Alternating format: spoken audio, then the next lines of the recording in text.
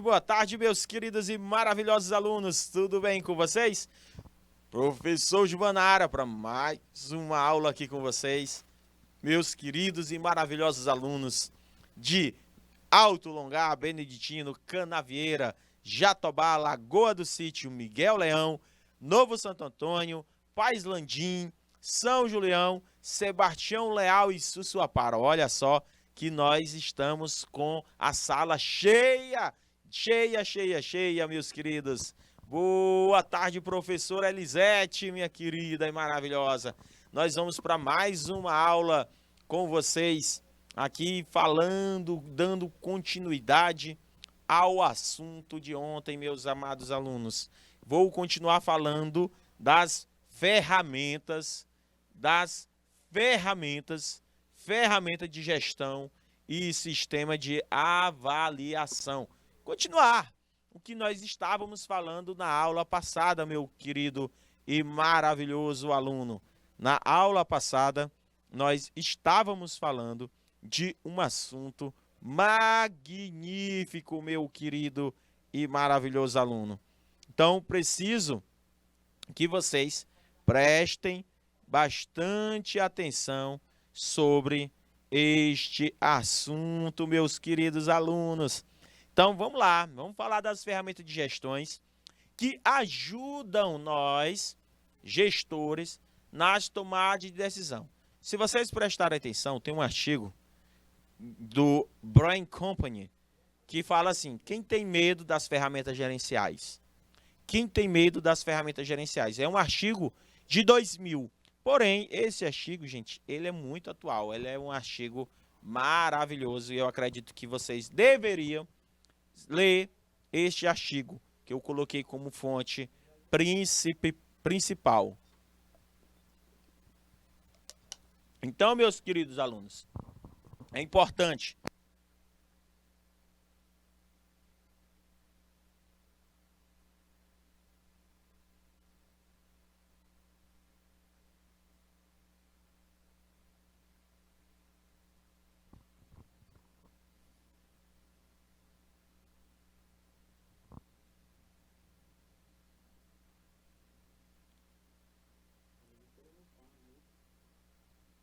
Então, meus queridos alunos, conseguiram compreender?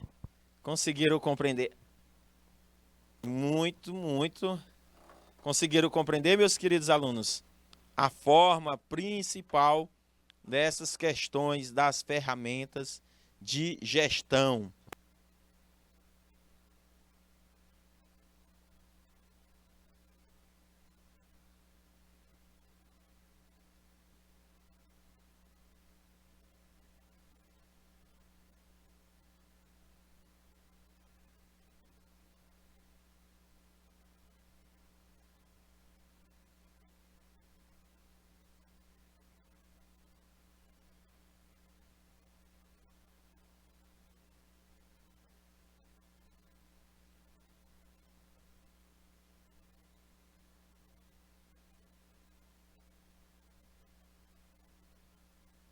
Então, meus queridos, olha só, Paz Landim, nós estamos com os alunos Caio, Kemuel, Patrícia, Priscila e Manuel Gregório. Um grande abraço aí para vocês, meus queridos alunos. Então, a ferramenta de gestão, ela é importante. Ela tem o objetivo de tornar as atividades fácil, rápido e preciso e agregando mais.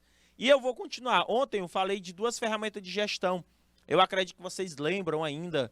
Eu falei apenas dessas duas ferramentas de gestão, que é o chamado Drowsy, meus queridos.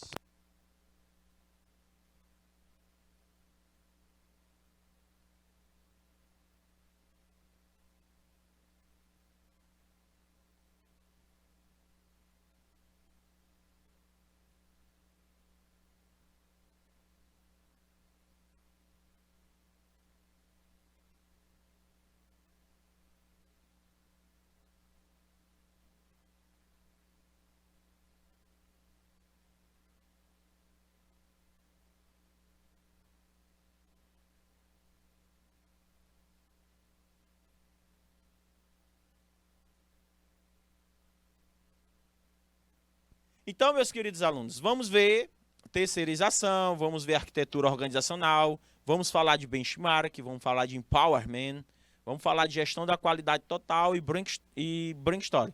Depois, numa outra oportunidade, eu vou focar com vocês, falar da database marketing, de marketing e Actiolean, né? Então vamos lá. Afinal, vamos focar agora nas ferramentas de gestão, Marcos Silva, né? Que eu estou sabendo aí, Marcos, que você trouxe bombom para os professores presenciais. Estou esperando também você trazer esses bombons aqui para o pessoal aqui, né? Conosco.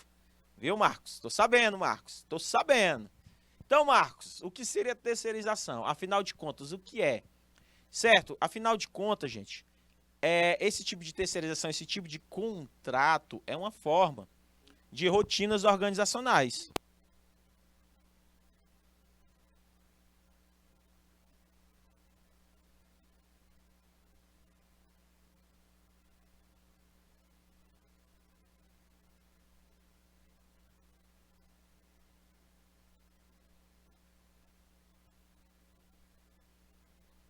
Então, a terceirização pode ser motivada por vários fatores, gente. Economia de recursos. Olha só, gente, a gente falou ontem de redução de custo de pessoal dentro do RH.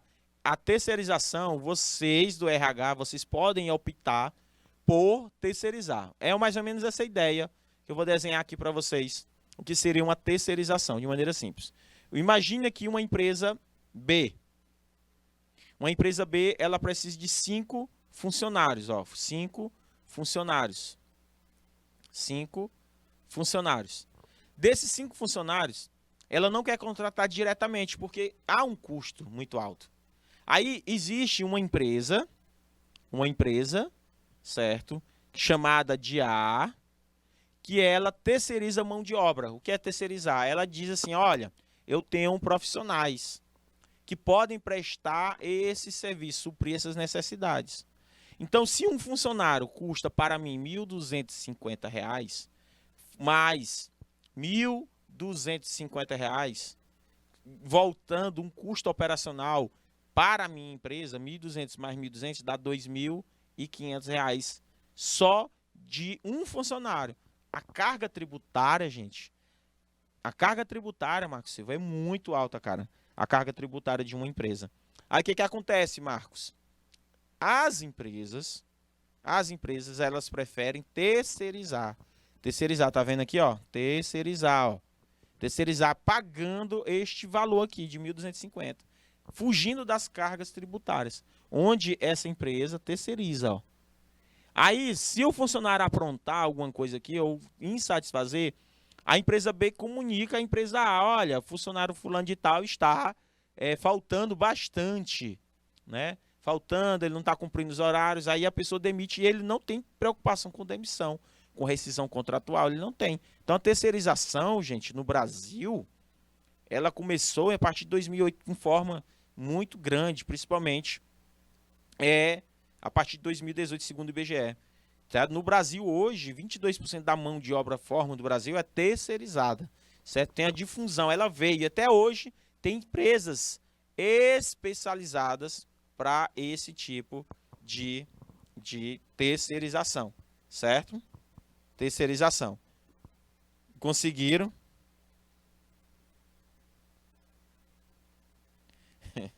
É fresco. Meus queridos alunos, conseguiram entender? Então, vocês conseguiram compreender a importância da terceirização? Conseguiram compreender e entender? É a forma, gente, que nós temos que buscar para terceirizar, certo? É uma forma que nós temos que buscar com essa questão da terceirização, certo, meus queridos alunos? Conseguiram compreender e entender esse aspecto da terceirização, certo, meus queridos?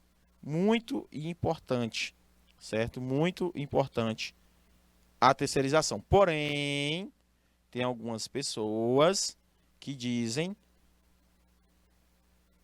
tem muitas pessoas que dizem que a terceirização, ela não é benéfica para o trabalhador.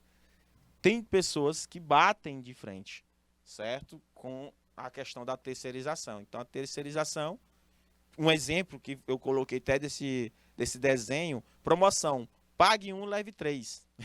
É mais ou menos essa ideia que as pessoas criticam, porque dizem que é uma forma de exploração, professora Flávia.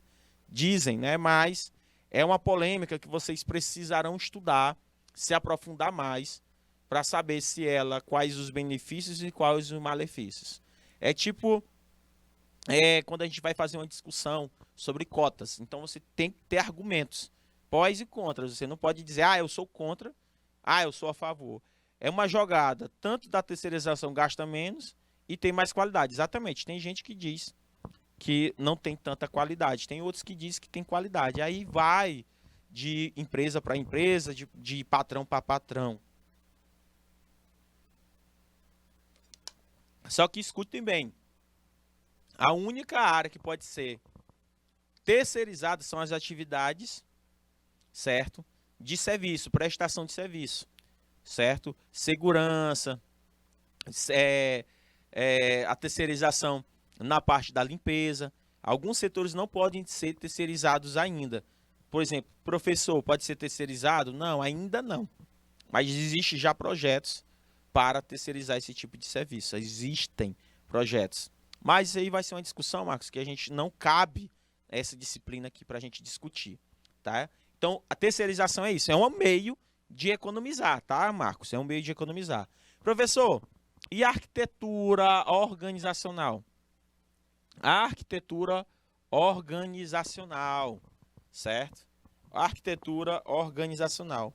O que seria, professor, a arquitetura organizacional? Qual a importância da arquitetura organizacional, professor Gilvan? Quais seria, pessoal? Vocês têm alguma dúvida? O que seria a arquitetura organizacional? Qual a importância da arquitetura organizacional? Por que ela é importante, meu amado, meu querido e maravilhoso aluno? O que seria? Então, tem muita gente que fica na dúvida, né? Tem muita gente que fica na dúvida, certo? Sobre essa questão da arquitetura organizacional, certo? É muito importante. Vamos lá, o que seria arquitetura organizacional? É um conjunto de práticas e metodologia ligada ao quê, professor? Ao ciclo de vida da empresa, meu amado aluno. É ligado ao ciclo de vida da empresa, certo? Vejam só, é ligado ao ciclo de vida da empresa. É um modelo, decore isso aí, meus queridos, olha só, decore isso aí, decore isso aí, decore, decore, foco, foco, foco. A arquitetura organizacional é um conjunto de práticas e metodologias ligadas ao ciclo de vida da empresa, ou seja, tem como objetivo auxiliar o planejamento estratégico, oferecer ferramentas de análise para a organização da empresa. Portanto, um conjunto de atitudes e características deve ser considerado pelos gestores executivos. Ou seja, vocês podem, na área do RH, fazer o planejamento estratégico e oferecer ferramentas de análise para a organização. Pode, principalmente quando vocês vão trabalhar com a avaliação, que vai ser nosso próximo tema.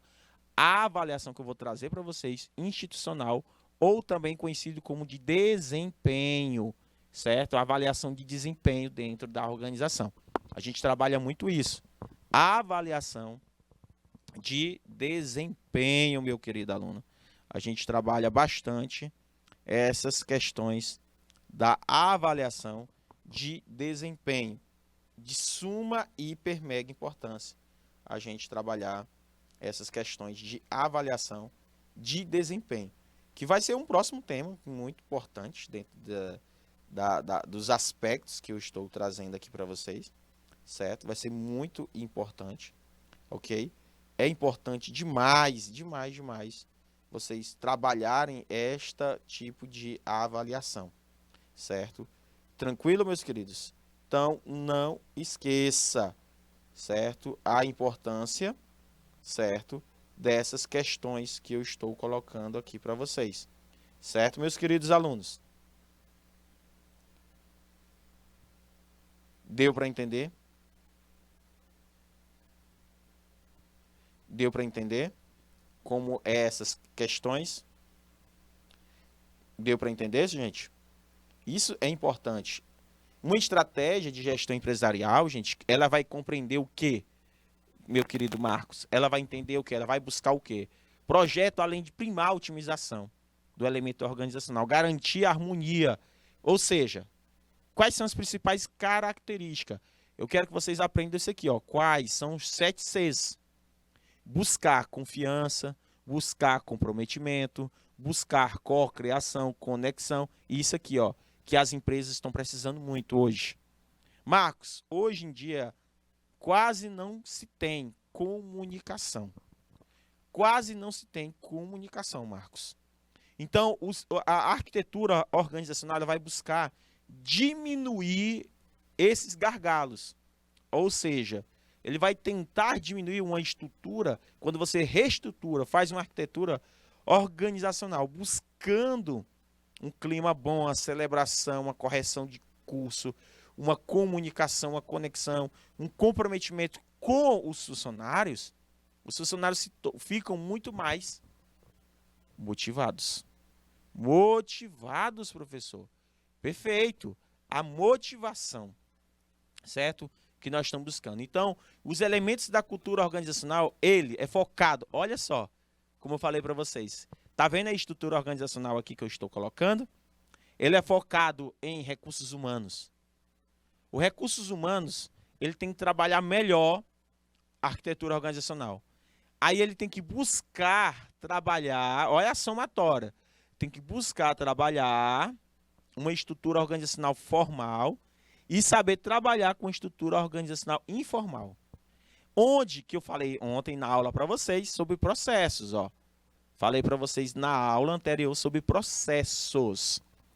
Então, existe gestão de processo, existe gestão por processo, onde vocês vão buscar que esses cargos criem sinergia, que se interrelacione. Não, quando vocês forem trabalhar dentro de uma instituição, não focar tanto na hierarquia, na estrutura hierárquica. Não ter uma visão totalmente verticalizada. Dentro dos processos de RH, vocês têm que buscar a integração entre os setores. Você tem que buscar uma visão horizontalizada. Tem que integrar todas as atividades. O meu papel depende do seu e vice-versa. É tipo assim, Marcos, a gestão da produção, ela não pode trabalhar de maneira isolada da pessoal de vendas. E vendas não pode trabalhar de maneira isolada do pessoal de logística. E assim formam-se uma integração entre as atividades. As atividades são interrelacionadas e elas devem trabalhar de maneira, né, como é que chama? De maneira sinérgica, certo? Onde eu tenho que fortalecer, vocês são os principais percussores para o fortalecimento de uma cultura organizacional. Vocês, Caio, Kemuel, Patrícia, Priscila, Manuel, vocês aí de Paz Landim, futuros técnicos em recursos humanos, vocês aí de Alto Longar, Beneditino, Canavieira, Jatobá, Lagoa do Sítio, Miguel Leão, certo? Sebastião Leal, isso só para vocês futuramente. São José do Piauí, vocês futuramente. Vocês têm que colocarem na cabeça que vocês vão ser responsáveis pelo fortalecimento dessa cultura. Como é que eu fortaleço essa cultura organizacional? Selecionando, recrutando de maneira correta, reestruturando as estruturas organizacional formal e informal e também os processos. Inovando, gente, no mês dos pais a gente vai fazer isso, no mês das mães a gente vai fazer isso, no mês do Novembro Azul a gente vai fazer isso. Cada mês vocês têm que movimentar o RH. O RH não serve só para cuidar da parte burocrática. Demissão, admissão, não, meus queridos. O RH não serve só para fazer recrutamento e seleção. Ele serve para treinar, motivar, capacitar, certo? E trazer benefícios para os colaboradores, seja de maneira direta ou indireta. Como, professor, de maneira direta e indireta? De que forma eu vou buscar esse papel, meus amados alunos? Então, vocês têm que buscar, certo, essas questões. A importância disso dentro das organizações, certo? Depois disso, vocês vão montar estratégia. Vocês vão buscar métodos, sistemas e métodos para atingir os objetivos. Isso aí, gente, é uma arquitetura. Caraca, professor, eu pensei que a arquitetura organizacional era uma coisa só. Não, a arquitetura organizacional é um conjunto de técnicas, é um conjunto de estratégias, é o fortalecimento. Então, é a somatória entre o capital humano, é a somatória do capital humano com o sistema de cargos, com os relacionamentos, com os processos, com as atividades orientadas, com as crenças, com os valores e com as estratégias que são utilizadas por vocês. Isso é a arquitetura organizacional. Ou seja, a arquitetura vai reformular o desenho organizacional, a estrutura organizacional, criando hierarquia, ó, que foi que eu falei, ó, horizontal. Gente, verticalizado é quando eu trabalho aqui, ó, desse jeito aqui, ó, o organograma. Tá vendo, ó? O organograma. Tá vendo? Apenas o organograma. Isso aí é, ó, vertical. Agora isso aqui é horizontalizado, não. É eu puxar, olhar de forma vertical para todos os setores. Não trabalhar os setores de forma isolada, mas interrelacionada, certo? Buscando um trabalho mais em equipe, buscando mais autonomia, permeando a organização com informação, motivando, treinando os colaboradores, aumentando assim a crença do poder. Quando se fala em arquitetura, a gente tem que olhar por a questão do modelo tradicional para a gente voltar para um modelo mais moderno ou mais contemporâneo, certo? As pessoas têm manias, Luísa, oficial, de tentar viver o velho. Não, gente, a gente tem que viver o novo. Tem que buscar viver o novo, quebrar paradigmas, pregar paradigmas. Isso que é importante, entendeu? Isso que é importante, pregar paradigmas. Deu para entender? Então, gente, nós temos que ter isso.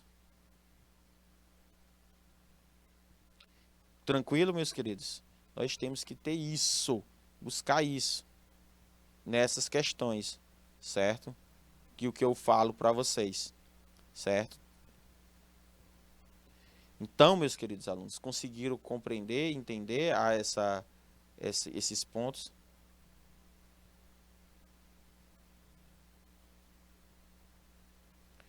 Ou não, meus queridos?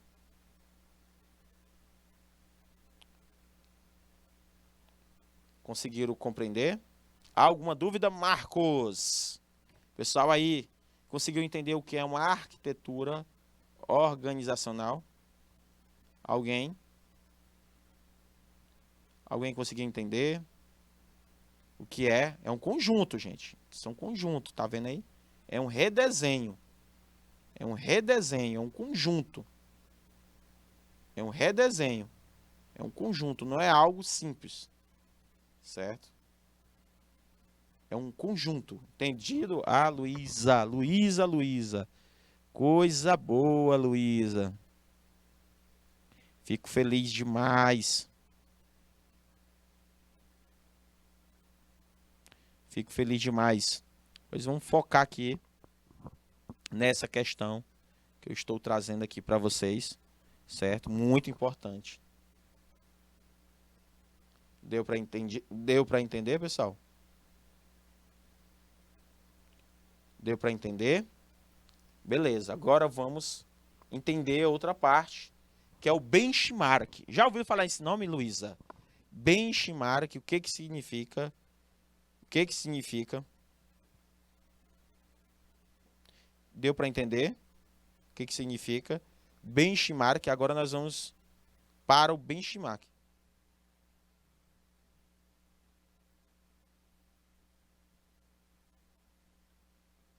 O benchmark, gente, é importante demais. Benchmark é importante, é uma estratégia, é uma ferramenta. Vou explicar para vocês o que significa essa ferramenta, benchmark. Por exemplo, quando um concorrente, eu vou tentar explicar de uma maneira bem simplória. Quando um concorrente, ele, por exemplo, faz uma determinada, um concorrente faz uma determinada situação, concorrente. E eu vejo que essa situação isolada no mercado está dando certo. Certo? Por exemplo, o Caio, ele vende suco e bolo lá na praça. E todo mundo gosta. E eu vou ter informações sobre ele. Cara, o que que o Caio Kemuel faz de tão especial que as pessoas gostam do trabalho dele? Aí o que que eu faço? Eu vou avaliar, certo? Esse posicionamento dele no mercado. Vou me arriscar a fazer o que ele faz, só com melhorias. Outras culturas, eu vou pegar essa cultura e colocar. Ele vai ser meu ponto de referência. Então, gente, o benchmark é importante, porque nenhuma empresa existe isoladamente no mercado. Portanto, é essencial conseguir avaliar o que a empresa está fazendo, analisar o seu posicionamento.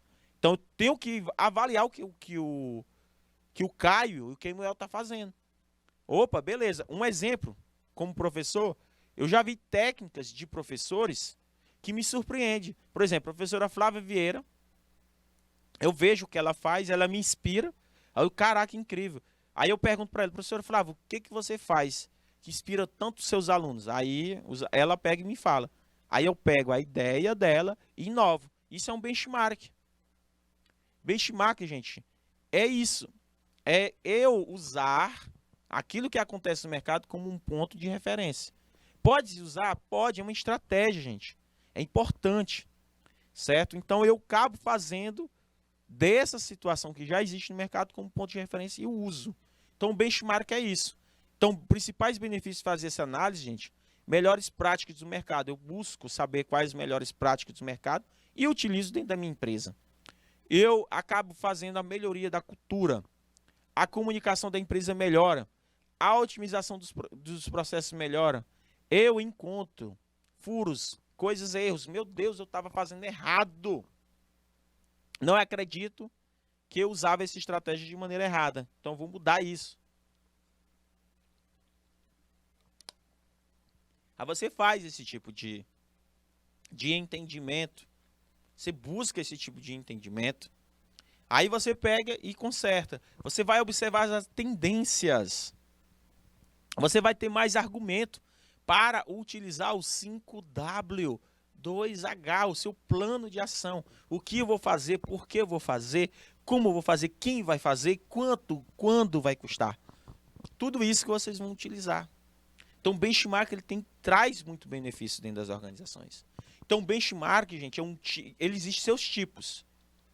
Eu não posso olhar o benchmark algo só externamente. Eu posso utilizar estratégias internas. Que o meu colega faz, eu posso fazer igual ou melhor.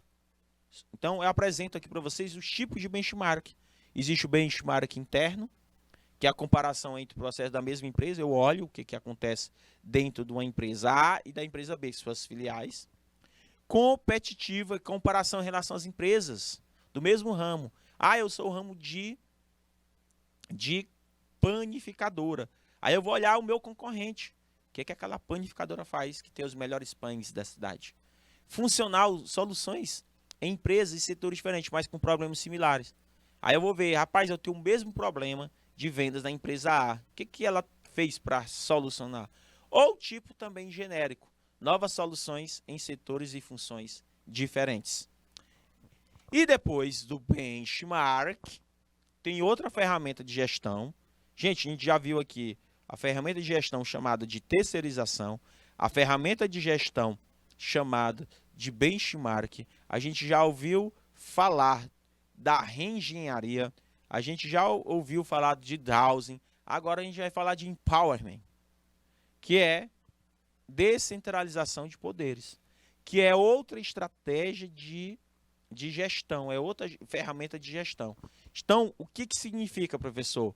O empowerment significa gestão participativa, onde vocês do RH vão tentar buscar, dentro de um trabalho de equipe, buscar que as pessoas tenham poder, se sintam poderosas dentro da empresa, se sintam dono da empresa, certo? Ou seja, gente, eu realmente vou delegar para as pessoas, autoridades, para a equipe. As pessoas disseram, olha, Marcos, a partir de hoje, você vai comandar a sala. A partir de hoje, Marcos, você vai dar nota dos seus colegas. Não eu como professora, você. E aí, Marcos, como é que você avalia o seu colega? Caio, como é que tu avalia o Kemuel? Kemuel, como é que você avalia o Caio? Eu estou te dando, delegando poderes, descentralizando para você dar nota final de uma determinada pessoa. Então, meus queridos alunos, empowerment é o empoderamento das pessoas por 5 providências fundamentais. O que seria esse empoderamento, Luísa? Participação direta das pessoas nas decisões. As pessoas decidem. Eu pego o nível estrutural da empresa, geralmente uma pirâmide, onde tem dividido em 3. O nível institucional, que é conhecido como estratégico, o nível tático, conhecido como intermediário, e o nível operacional. Onde o nível operacional vai tomar decisões, junto com o pessoal do nível estratégico e tático. Ah, estou dando importância para eles? Sim. Ou seja, eu vou atribuir responsabilidade. Eu vou dar liberdade e autonomia para as pessoas escolher métodos e processos de trabalho. Um exemplo, gente, que acontece lá na empresa em São Paulo. Lá em São Paulo tem empresas, Marcos, que ele vai te contratar e diz assim, Marcos, tu gosta de dormir pouco ou muito? Aí o Marcos diz, rapaz, eu gosto de dormir muito. Eu, no mínimo, para mim poder produzir, eu preciso dormir pelo menos 6 horas por dia. Marcos, tu costuma acordar que horas? Todo dia? Rapaz, eu costumo acordar 7h30 para 8 horas. Marcos, que hora tu quer chegar aqui no trabalho? Tu acha mais confortável? Aí o Marcos olha para a empresa. Caraca, sério? Cara, eu gostaria de chegar aqui 9 horas da manhã, todo dia. 9, 9h30, pode ser? Pronto, Marcos, pois a partir de... você acabou de decidir que o seu horário vai ser a partir de 9h30. Eu não me importo o horário que você vai entrar, eu quero que você produza. Aí o Marcos, caraca, isso é empoderamento. Isso é empoderamento das pessoas. Fazer com que as pessoas dizem, cara, não importa se eu vou chegar a tal hora, o importante é eu produzir, eu dar resultado. Se eu der resultado, eu vou continuar fazendo esse horário. Então, gente, atividade grupal, solidário, trabalho em equipe, mais equipe. Foco, equipe.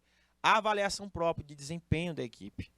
Por exemplo, lá na França, uma gestora de RH fez uma estratégia de empoderamento perguntando quanto você merece ganhar de salário com os funcionários lá na França. Os funcionários ficaram muito felizes. Cara, incrível, eu quero ganhar tanto. Ah, o meu salário. Mas alguns ficaram desconfortáveis, porque eles achavam que não merecia tanto. Outro pediu para diminuir o salário. Não, eu acho que não mereço tanto. A função que eu exerço aqui. Então, ele atribui a responsabilidade disso. Beleza. Você tem sua responsabilidade, mas quanto é que você quer ganhar? Ah, se eu fosse usar aqui no Brasil, será que dá certo, Marcos? Eu colocasse no Brasil aqui, os profissionais escolher quanto é que gostaria de ganhar, né? Aí tem que entender. Então, o empoderamento, gente, provoca participação, engajamento, liberdade, responsabilidade e autoavaliação. É óbvio, né, gente? Substitui o tradicional gerência por uma liderança renovadora que apoia e assessora fortemente as pessoas. Precisa treinar, vocês precisam treinar o mindset. O que é isso, professor? A mentalidade desses funcionários. Será que todos os funcionários eles estão preparados para ter um empoderamento? Ou será que esse empoderamento, Marcos, vai trazer algum malefício para dentro da empresa? Será que esse comando será que todo mundo serve para comandar? Será que todo mundo vai ter boas ideias? Será que isso não vai virar bagunça? Aí você tem que avaliar bem sobre estas situações. Certo, meus queridos alunos? Então, gente, o empoderamento não basta apenas ser líder dentro do conceito convencional. É preciso ampliar o conceito de liderança convencional para o conceito de liderança renovadora. Qual a diferença? Nós temos que ver o tipo de liderança e a liderança renovadora. Ah, professor, eu vejo que as empresas elas precisam ter esse empoderamento para trazer o tipo de liderança renovadora. Fugirmos desse tipo de liderança convencional. Tem que ser a liderança renovadora, onde todo mundo tem um pouquinho de líder. Todo mundo tem um pouquinho de líder. Todo mundo consegue ser um bom líder. Só basta focar, desenvolver essas pessoas, para ver que cada um vai contribuir com a criatividade. Então, gente, não basta ter um status quo. É indispensável, gente, as pessoas aprenderem novos hábitos, conceito. Gente, status é igual, parado. Não. Eu tenho que aprender a ter novos hábitos. Isso depende de cada líder, tá, gente? Então, o empoderamento, gente, esses alavancadores do empoderamento é importante. O que pode desenvolver de forma positiva o empoderamento, meus amados alunos? A liderança, o poder, o desenvolvimento e a motivação. Olha só, professor Gilvan, o gestor deve utilizar 4 tipos alavancadores que pode proporcionar um bom empoderamento de uma determinada equipe. O empoderamento é dar esse poder, certo, para a equipe. Então, eu tenho que ver se a equipe sabe liderar, eu tenho que saber se a equipe sabe lidar com o poder, eu tenho que saber se essa equipe sabe desenvolver, trazer conhecimento e informação, e através desse conhecimento e dessa informação, ela consegue criar um produto ou um serviço, certo? Tudo isso aí é importante. Então, gente, tá aí o resumo do que é empoderamento. Dar poder às pessoas, delegar, confiar, proporcionar liderança para as pessoas, treinar, desenvolver as pessoas, recompensar as pessoas. É isso que significa o empoderamento. Professor, então, esses alavancadores do empoderamento, como é que eu começo, professor? O gestor de RH deve ter essa visão, entendeu? O gestor de RH, ele precisa confiar nas pessoas. Ele precisa olhar o que essas pessoas podem melhorar, se essas pessoas têm limites ou não. Porque tem certos grupos, se você der o pé, eles querem a mão. Aí depois do empoderamento, nós temos uma outra ferramenta de gestão chamada de controle de qualidade total. O que é, professor? O controle, o que é, gente? É a melhoria contínua. As empresas hoje em dia têm que buscar a melhoria contínua. E o que é essa melhoria contínua, professor? É o que é buscar o melhor das empresas, usar técnicas. E uma técnica conhecida com o objetivo de satisfazer todos é o TQC, que é o controle de qualidade total. É o controle exercido por todas as pessoas para a satisfação das necessidades de todas as pessoas. Vamos repetir? Professor, o que é TQC? É o controle exercido por todas as pessoas para a satisfação das necessidades de todas as pessoas. Professor, então, quando eu utilizo o TQC, automaticamente eu faço o ciclo PDCA na implantação do TQC. Tenho que utilizar. Por quê, meu amado aluno? O gerenciamento praticado pelo giro do ciclo PDCA é metódico, é voltado para o processo de modo para garantir a repetitividade e a competitividade. Ou seja, eu vou utilizar o plan, o P, o do, o check e o act. Plan, planejamento, eu vou definir metas, definir métodos através de um plano 5W2H. Depois eu vou educar e treinar essas pessoas para poder executar, meu querido aluno, executar de forma correta, fazendo a verificação se deu certo. Pronto, Luísa, como é que eu vou saber se deu certo? Vocês vão olhar os benefícios. Se houve aumento, por exemplo, houve aumento do faturamento da empresa, houve aumento da produtividade, o que tu mudaste, gente, só não pode é ficar parado. Empresa é igual ao nosso corpo.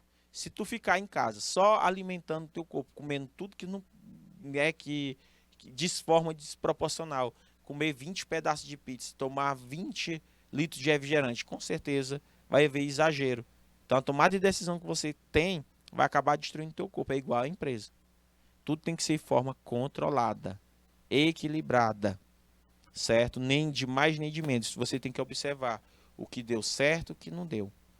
Ah, beleza. Eu sou a Luísa Moura, fiz o vestibular em 2021, o Enem, e minha nota em matemática e suas tecnologias foi péssima. Ah, então você já sabe o que você foi péssimo. Ah, beleza. Então eu tenho que buscar melhorar para 2022. O Enem que vai acontecer domingo, eu preciso melhorar esse aspecto dessas questões do Enem. Então você começa a ver os defeitos, o que deu certo e o que não deu, certo? Por isso que preciso ter esse olhar. Outra ferramenta de gestão é o brainstorming. Isso aqui vocês já estão carecas de saber o que é brainstorming, que é uma tempestade de ideias, uma técnica dinâmica que nós utilizamos muito, que você tem que saber qual o problema, as anotações das ideias dos caras que estão envolvidos, a apresentação das ideias, agrupamento das ideias e encerramento. São as etapas, ou seja, gente, é uma metodologia importante, onde eu junto, Marcos, Luísa, a professora Flávia, onde a gente vai ter umas ideias para resolver um determinado problema. O brainstorming é uma ferramenta de gestão muito utilizada. Até hoje eu utilizo dentro das organizações. Então, qual o principal problema? Então, tem que anotar as ideias. A apresentação das ideias, o agrupamento das ideias e o encerramento, certo? Esse é a principal etapa da reunião do brainstorming, certo? Nós temos que fazer essa parada. Tranquilo, meus queridos? Tranquilo, tranquilo, meus amados alunos. Eu espero que vocês tenham entendido um pouquinho sobre as principais ferramentas de gestão e como utilizá-las. Na próxima aula eu vou trazer questões para a gente poder aprofundar melhor este assunto. Beijo do professor, até daqui a pouco, depois do intervalo. Tchau.